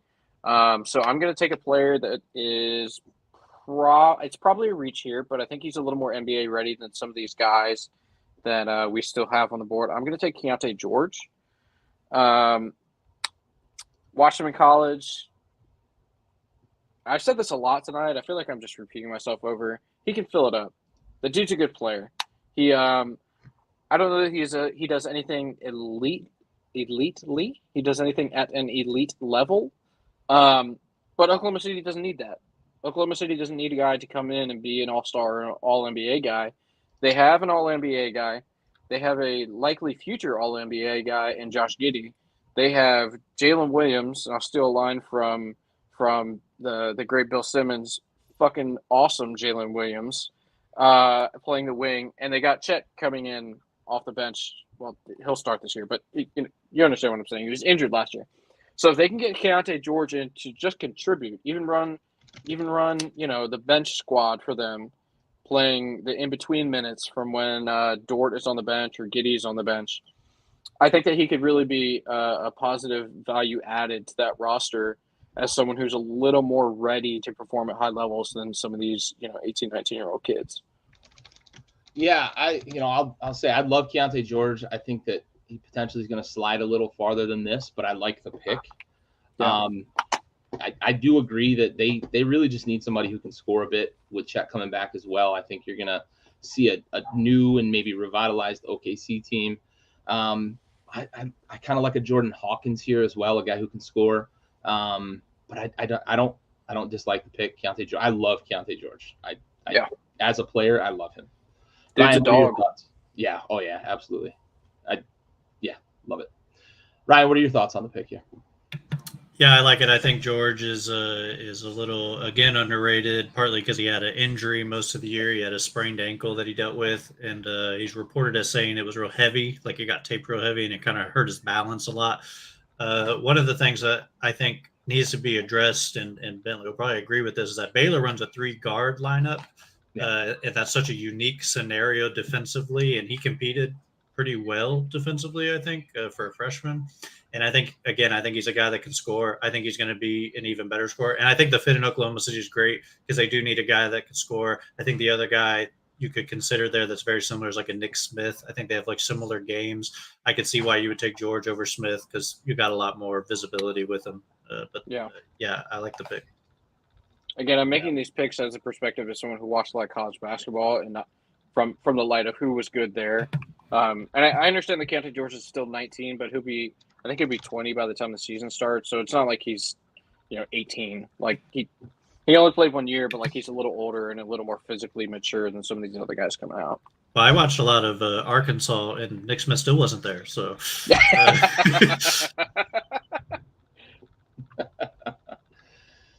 All right, so we're going to try to speed up a little bit here, starting with pick 13. I know we're over time, and we knew coming into this there was potential to get a little long-winded. So let's try to get through the first round. We'll call an audible here if we get too far into it. We've got another backyard podcast coming up at 9 as well, so we're kind of up against a little bit of a clock. But so starting with pick 13, I'm picking for Toronto, and I just mentioned him actually a moment ago with the potential that Fred VanVleet might not be in Toronto. I know like the expectation is he was going to opt out and they might work on a new deal, et cetera, et cetera. But I think there's a changing of the guard in Toronto, especially with the Nick Nurse departure and new coach coming in.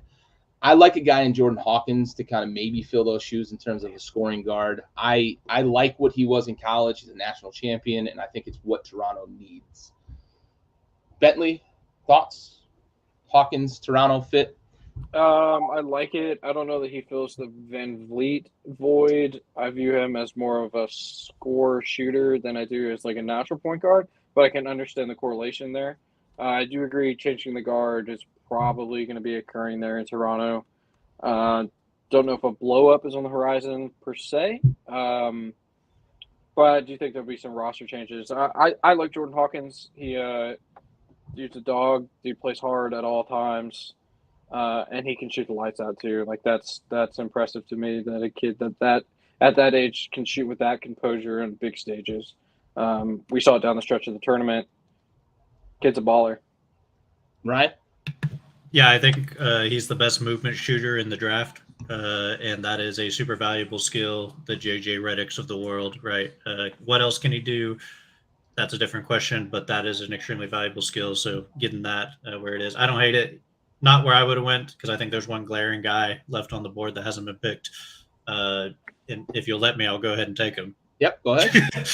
So you're on the clock for New Orleans. Yeah, I'll take Cason Wallace here. I think I actually have him above Anthony Black on my own personal board, which maybe is a little bit of a hot take, I think. But I think from Kentucky's perspective, their point guards always overperform when they get to the NBA because they restrict a lot of what they can do in college. And I think Cason Wallace is a great defender. I think he's on Anthony Black's level. He's shorter, but's got long arms. I think he'll be a great point of attack defender. And I think he can score a lot more than people think he can. And that, like I said, is true of almost every Kentucky point guard. So I'm going to bet on Calipari hiding his point guards for some reason. Yeah, for sure. I think if VanVleet doesn't come back to Toronto, they could be in the point guard market, and maybe a Cason Wallace goes there, right? Yeah. I like Hawkins if they do bring VanVleet back for sure. Bentley, thoughts? Cason Wallace here? I like it a lot. Cason Wallace and Anthony Black were very comparable on my big boards. I just saw more of Anthony Black, and I like his size and his rapid decision making better than Cason Wallace. It's not a knock against Cason. Cason is probably going to be a good NBA player. So I think it's a good pick. I think if New Orleans doesn't move up, right, and go get Scoot too, right, this is the position they're probably going to look to draft. Yeah. All right, next on the clock, Bentley, you got Atlanta, bud. I do. So this is a pick. This is a player that I really love. I mentioned earlier that I watched a lot of 3 specific teams. One, because I'm a Duke fan, so I watched basically all of their games. And then I just kind of happened to watch a lot of Indiana and of Arkansas. And I saw a lot of this one specific freshman that I was a really big fan of. I think he was cool and calm down the stretch in a lot of big and close games. This pick, however, is for Atlanta, and I don't love the fit. However, I'm going to take Jalen Hood-Schifino here. I'm a real big fan of Jalen Hood-Schifino. I thought he was an incredible college player. I think his upside is a little higher than people are giving him credit for. He's not the biggest kid in the world. He's another one of these guys that probably could play football if he really, really wanted to. So he's pretty built, but he's 6'4", which is like, whatever. It's an average backcourt player. I just thought he was really impressive. I thought that he handled himself very well in close games, in big games in the Big Ten, which is a very competitive conference in college basketball last year, and it always is, right? But to see him to go to Atlanta for the fit to work properly, I'm taking him because he's the best player on my board right now. To see him fit properly in Atlanta, there would have to be some roster changes, which I'm not ruling out because I think the fans are in love with Trae Young in Atlanta. I don't think the front office is in love with Trae Young in Atlanta. And they just traded for DeJounte Murray. I think that Jalen and DeJounte would probably match better than do Trae and DeJounte. And there has been rumors of Trae being on the move or being on the block. So my pick is Jalen Hood-Schifino. I'm a huge fan. I think he's going to be a really good NBA player. And I'm rooting for him personally. Yeah, I think people are sleeping on him for sure. Indiana, they've been up, down, mostly down over the last couple decades. And I think a lot of players, you look at a guy like Oladipo, got overlooked a little bit too for what he did in college. So I like the pick. I think he's a guy that can fill a real need there. Ryan, what are your thoughts? Yeah, I'll be real quick. I think he's a good-sized guard. I think most of his concerns are he had a back injury in college, which slowed him down, as you can imagine a back injury does. If you want to know anything about him, watch his game against Purdue. He had I think it was like 30-something, 7-6 or something like that, against the best team in the country at the time with Zach Edey. That'll tell you all you need to know about the type of guy he could.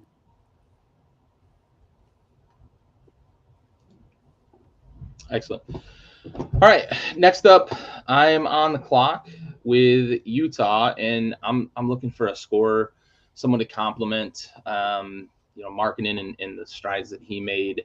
I like this guy as well. His grit. He's a gym rat, right? Coach's kid, yada yada. I'm taking Grady Dick out of Kansas. I think as an off-ball guy, he's got a lot of potential at the next level.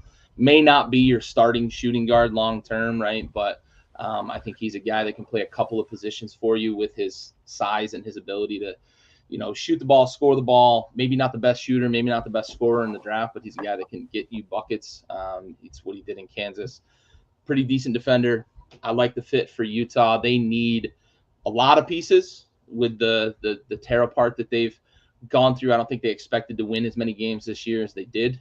And unfortunately, it lands them with some lower picks, but some of the draft capital that they traded for is coming back for them. And I think Grady Dick's a nice piece for them. Ryan, what are your thoughts?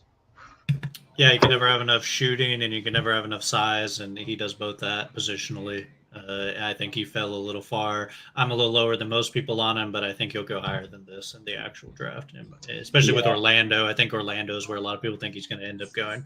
But yeah, I think he's the second best movement shooter in the draft behind Hawkins. And like I said, size at his position. He just a little bit of a problem on ball defense, but he's a good team defender. And that pays the bills.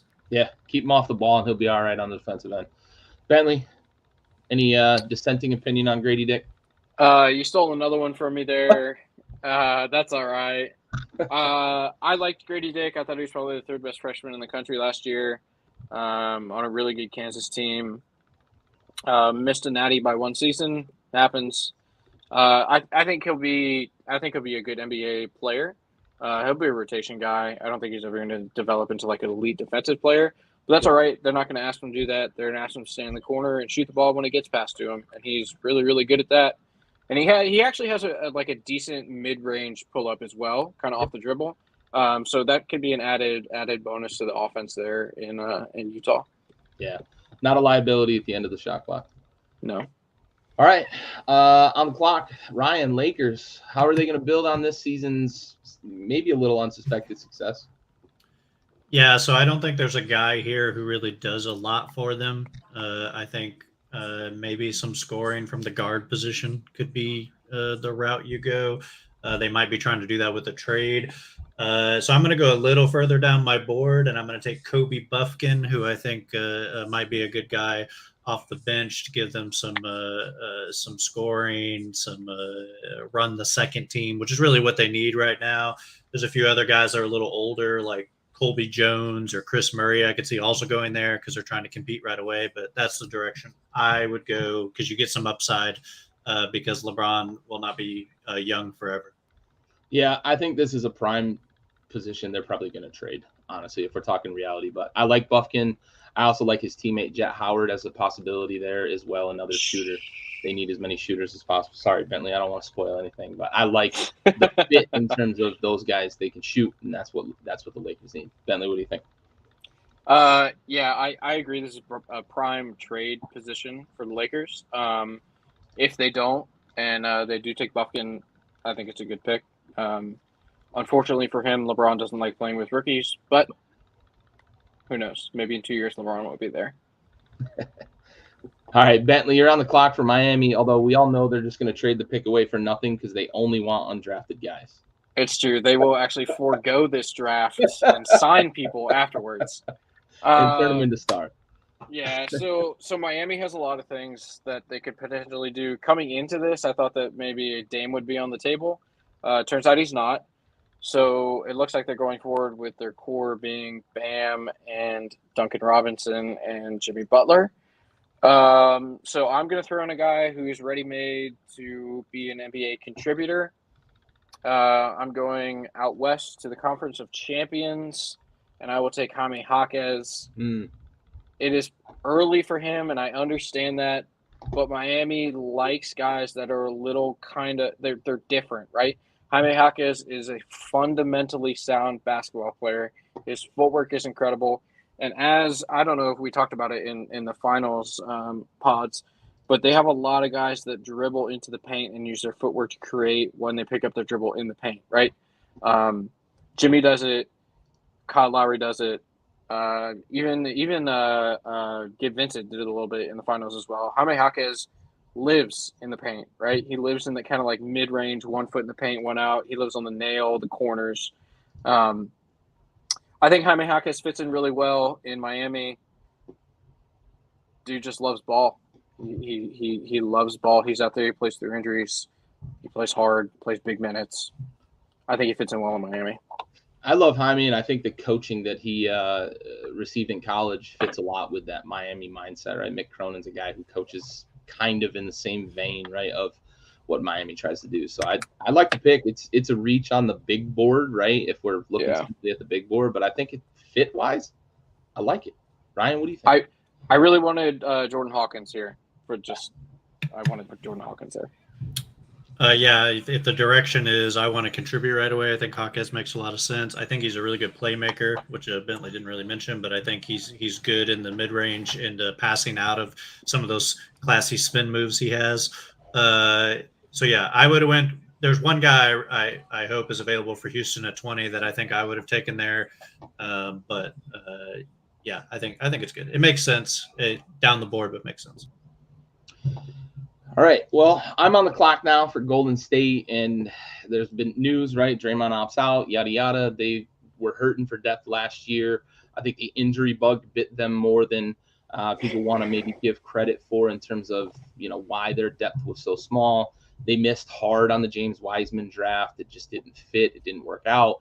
So I'm going to go kind of in that vein, but a little more fit for that scheme. I never thought Wiseman was quite the right fit for that scheme. I'm going to reach a bit here, but I think this guy fits what they want. Combo player, can play a lot of positions, has some potential as a shooter, not a good shooter straight out of college, but also he's a hustle guy, really good defender, really good rebounder for his size position, but he's a hustle guy, and I think he provides a lot of depth for them. I'm going to Gonzaga, and I'm taking Julian Strawther for Golden State. I think he fits the scheme. I think he fits what they want to do. I think the position versatility makes a lot of sense for them, and I think he complements some of the things that they've got with Kuminga and Looney and some of that other. What made them great, right, during their dynastic run was being able to go small but still be able to get after you on the defensive end, and I think that's what Strawther brings for Golden State with this pick. Ryan, what do you think? You're muted, but I think Strawther is going to be a really good second round pick, and I think he'll have a really long career. And again, he's big, he shoots, he can do a little bit of other things. He does rebound well for his size. I think it's maybe a little bit of a reach, but again, if you're trying to get a guy to contribute right away, that's not bad. When he's on, he can play. But yeah, there's some other guys that would have taken over him, but I think he'll play probably 10 years in the league easily just because of his shooting. So, yep, for sure. I knew it was a reach. I like the fit. That's for me. I think the fit with Golden State's scheme is why reach was willing to reach for him. Bentley, what do you think? Yeah, I agree that it's a reach. I don't dislike it.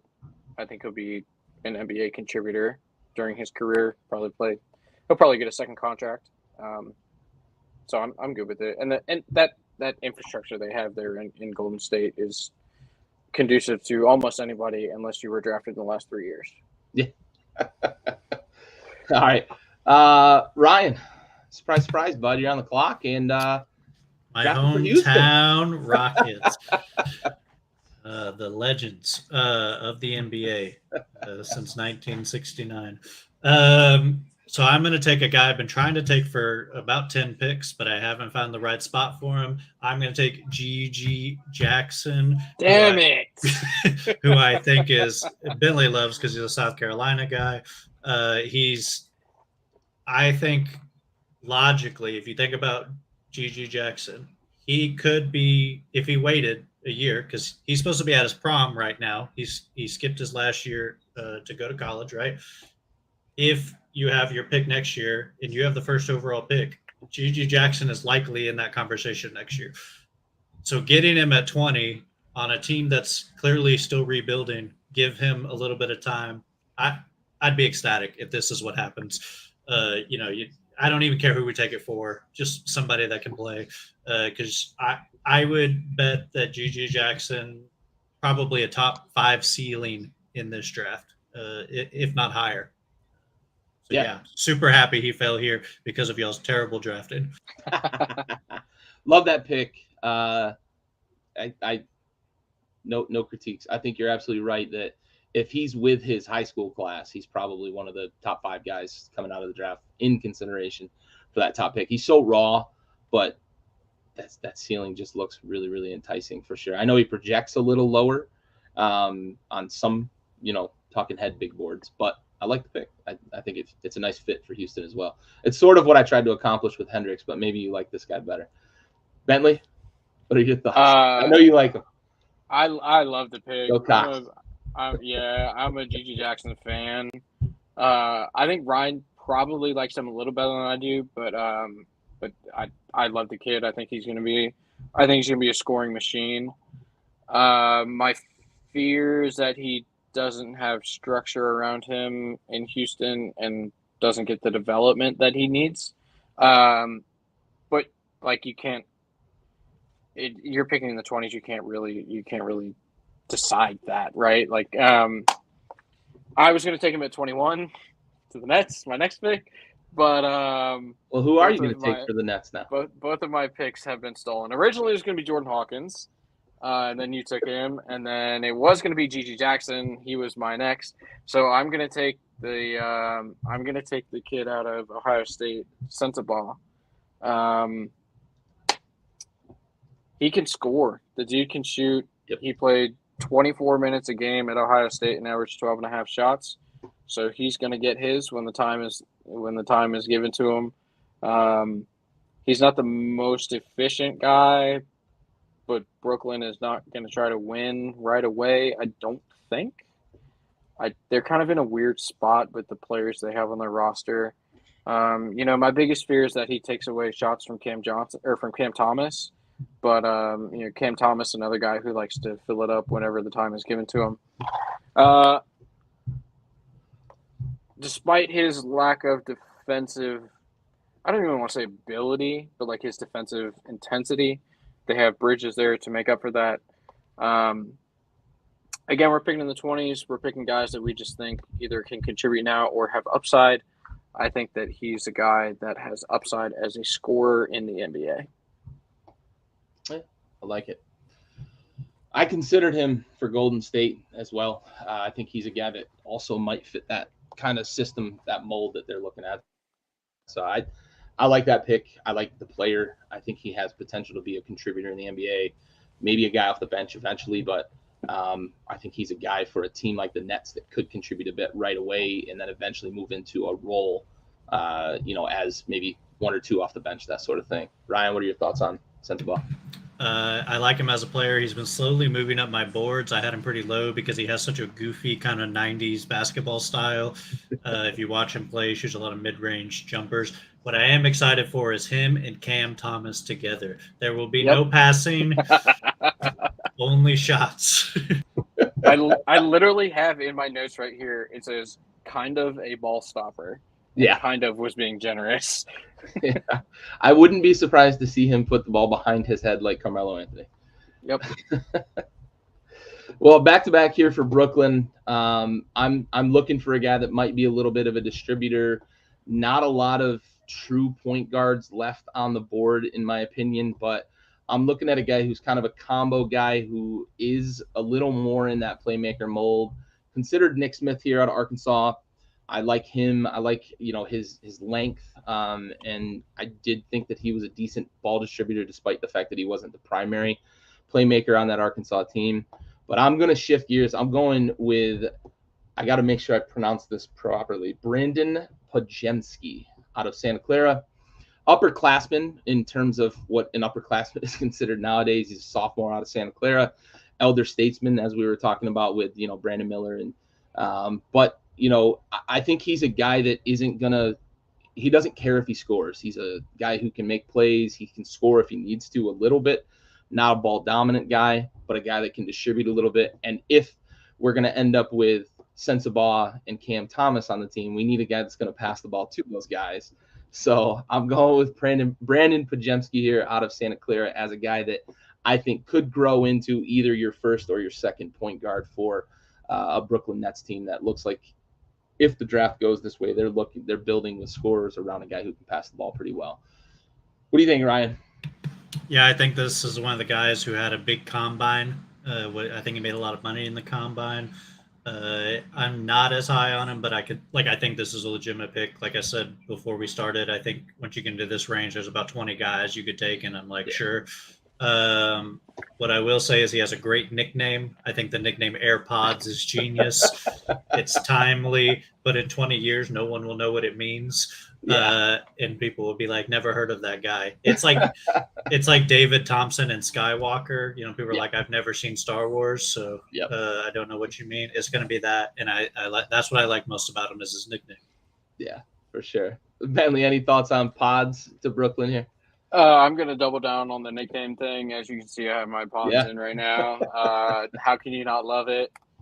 I can't speak to the dude's NBA upside because I just can't. But if you're drafting for Brooklyn, you're just drafting the best guys you can get your hands on.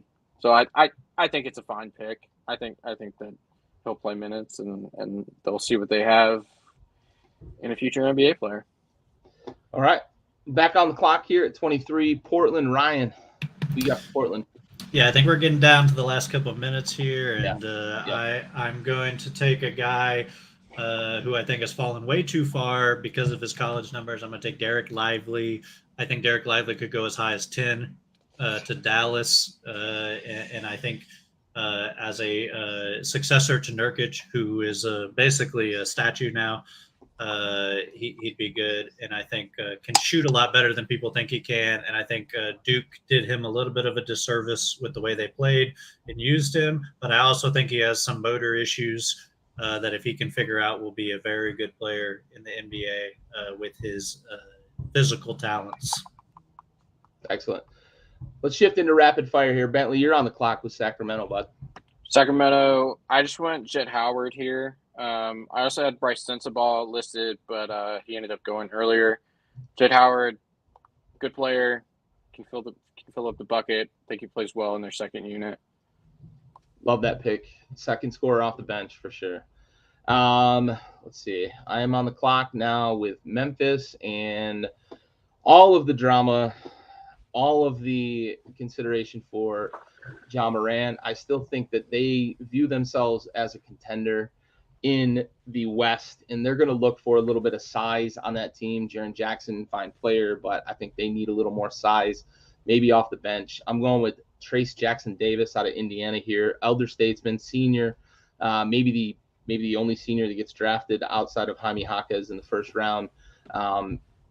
I just like his size. I like his versatility, and I think that for Memphis and the way that they play, I think it's a good fit in terms of a big man on that roster. I don't see a lot of holes on that roster, assuming Ja Morant comes back and is not messing around on social media with guns anymore. So I think a little more size for that team was something they were missing this year when they got eliminated. All right, Ryan, you're on the clock. You are drafting for Indiana. Yeah, I'm going to take Maxwell Lewis from Pepperdine, who I think can score the ball. And, that's, a good skill to have. I think he'll fit well with the team. And I think he's a guy, because he played at Pepperdine and they were terrible. No one's ever seen him play. So he could be amazing, just because no one's seen him. It could be a boat in the box, Absolutely. All right, Bentley, 27th pick, Charlotte. I'm going to pick a player that I know Ryan is a huge fan of. His name is Dariq Whitehead. Played at Duke last year. Very raw, very young. Ton of scoring potential. Takes one too many one step inside the 3-point line, long 2-pointers. Not particularly great going to the basket, but has a sweet stroke whenever he gets the opportunity to shoot a jumper. Like it. All right, I'm on the clock with Utah, and I'm going to go with another senior. I'm going to take another senior off the board here, a guy that I really like his competitiveness. I like how he made the Houston Cougars much better when he was on the floor, and they weren't as great when he was off the floor. I'm going Marcus Sasser. I think the leadership, I think the ability to handle the rock, I think his ability to play on and off the ball as a point guard is going to come in handy for Utah. Ryan, on the clock, Denver. Yeah, so champs. Picked this pick up today. Yeah, I think this is a very obvious pick, I feel like. I think Nick Smith Jr. has to go here. Nick Smith Jr.'s offensive potential with Nikola Jokic. He could be a better Bones Highland, in my opinion, who I think was very good in Denver but didn't want to be there and probably feels bad about that now. So yeah, weird. Yeah, be picking up a ring next year if he had just hung around. I like that pick. I think exactly what you said. I think it's a compliment with Nikola for sure. All right, and rounding out the first round, picking for his and my Washington Wizards, Bentley. We got here. Yeah, so I had to adjust on the fly because another shift today. We just found out that Washington has this pick. I'll give you my original pick. It was for the Clippers. It's a player that you had already selected. I was going to take Trace Jackson Davis here at 30 to add to that front court. But since it's now Washington, it changes my pick. So I had 3 guys listed here. CD Sissoko, Jordan Walsh, and Amari Bailey. I'm just going to give it to Walsh because he's the guy that I've seen the most of. Again, being on the Arkansas team, I watched a lot of. Walsh is just a good basketball player. I'm not sure that I see elite talent in any one specific thing that he does, and that's not necessarily a bad thing because we're picking at the end of the first round. It wouldn't surprise me if he gets their second contract in the NBA. He could be like a 3-and-D kind of guy. He was a pretty good shooter when he was in college, and he plays really hard. I just like guys that play hard all the time. So my pick here is going to be Jordan Walsh. All right, that rounds out the first round. I want to go kind of rapid fire, maybe 30 seconds here. Just give me your best left on the board as we would move into the second round here. Ryan, let's start with you. Who's your best left on the board? Yeah, so I think Ryan Rupert out of the New Zealand Breakers in Australia. He's another Frenchman, kind of a defensive player. Needs to work on his offensive game. I think Chris Murray is another guy, who not as good as his twin, but is a player. And I think another guy who maybe had an even better combine than AirPods is Maxence Prosper out of Marquette, and then Colby Jones. That would probably be my next 4 or 5 guys. Yep, absolutely. Bentley, you got anybody else you want to add to that? Because about 3 of those were near the top of my board left for the second round. I think this draft, I think there is some real talent to get in the second round. Yeah, I got 3 rather that I like to shout out. Traquavion Smith, guard out of North Carolina State, played 2 years. He's 20 years old, same age as Brandon Miller, but has an extra year of college.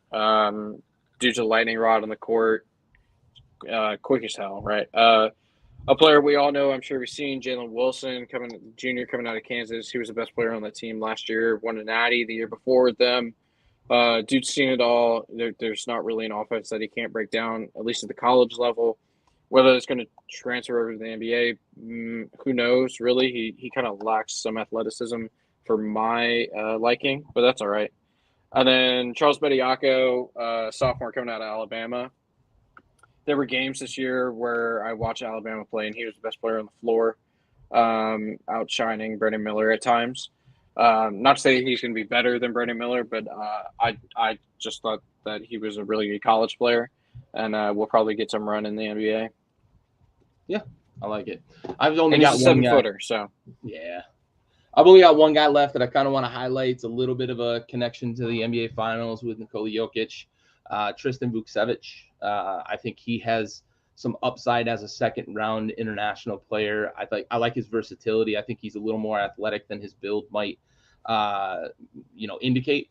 I think he's a lot more athletic than Nikola Jokic is, who is the best player in the NBA right now. And maybe that's a slight at Nikola because he doesn't like to jump, but.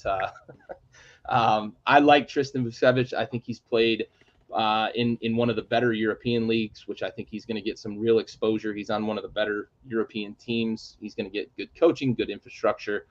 I think he's a guy who probably maybe doesn't go at the top of the second round, but if he ends up in the teens in the second round, maybe 44 to 48, I think he's a guy that could end up on a team where he really blossoms and becomes a real contributor. It might even be a guy who's a trade target for a team, somewhere in the second round. So, all right. Well, that brings us to a conclusion. We're sorry we took up 2 hours of your night. We knew going into this there was the risk of getting a little long-winded.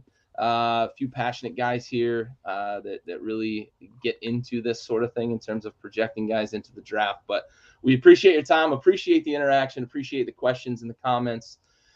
For Ryan and Bentley, this has been another episode here of Backyard Buckets, brought to you by Backyard Sports. We are out.